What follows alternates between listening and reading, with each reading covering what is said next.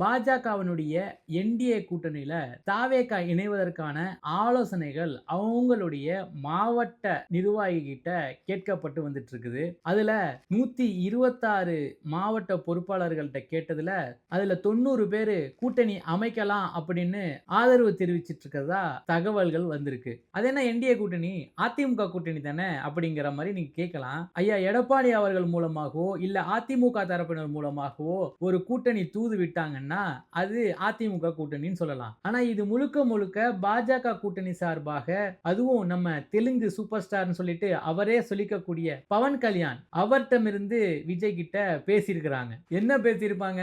யோ நாலாம் பாரியா பாஜக கூட்டணியில இருந்து எனக்கு துணை முதலமைச்சர் பதவியை கொடுத்துட்டாங்க, இனியும் இப்போ வந்தானா உனக்கு துணை முதலமைச்சர் பதவி கிடைச்சிரும் வாயா அப்படின்னு சொல்லியிருப்பாரு. நம்ம அண்ணனும் ஓகே சொல்லியிருப்பாரு. ஆனா விஜய் அவர்கள் ஒரு விஷயத்தை மட்டும் நல்லா புரிஞ்சுக்கணும். அது பவன் கல்யாண் ஆந்திரா மக்கள், ஆனா இது விஜய் எங்க தமிழக மக்கள். நீங்க தலைகீழ நின்னு பாஜகவுக்கு சொம்பு தூக்குனாலும் ஒண்ணுமே ஆட்ட முடியாது. தமிழக மக்கள்னா உங்களுக்கு அவ்வளோ முட்டாள்தனமா போயிட்டாங்கல்ல. என்னன்னா சொன்னீங்க, திமுகவுக்கு மாற்று, அதிமுகவுக்கு மாற்று, பாஜக ஒரு கொள்கை எதிரி. இன்னும் நீங்க கூட்டணி வைக்கல தான், ஆனா இந்த பேச்சுவார்த்தைகள் பேசிட்டு இருக்கீங்களே, இந்த ஆதரவு கேட்டுட்டு இருக்கீங்களே, அதுவே உங்களுடைய தோல்வியை உறுதி செய்து விட்டது.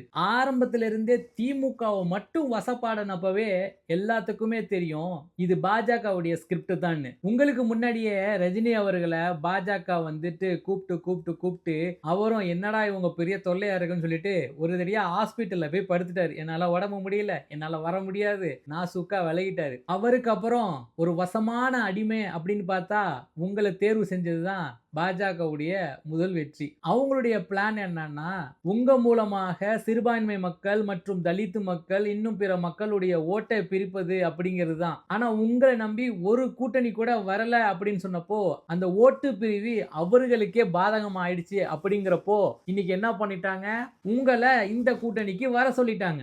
ரெண்டே 2 பேருக்கு இடையில தான் போட்டியே, ஒன்னு திமுக, இன்னொன்னு தாவேகா. இப்போ சமாளிக்கிறதுக்கு அதே ஸ்லோகன் தான், தீய சக்தி திமுகவை ஒழிக்க எல்லாரும் ஒன்றிணைந்து சேர்ந்து எதிர்ப்போம் வாங்கன்னு சொல்லுவீங்க.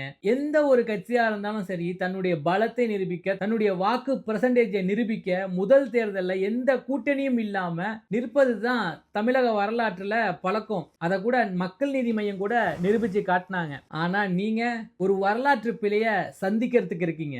ஒன்னே ஒன்னு சொல்லிக்கிறேன், நீங்க மாற்றத்தை தருவீங்க, நீங்க முன்னேற்றத்தை தருவீங்க, இப்படி எண்ணி உங்க பின்னாடி இன்னைக்கு நிக்கக்கூடிய அனைத்து சகோதரர்களும் நாளைக்கு நீங்க கூட்டணி அறிவிச்ச உடனேயே எந்த அளவுக்கு உங்களை வெறுக்கிறாங்க அப்படிங்கறத மட்டும் நீங்க பாருங்க. ஆனா எல்லாம் ஓகேங்க, நம்முடைய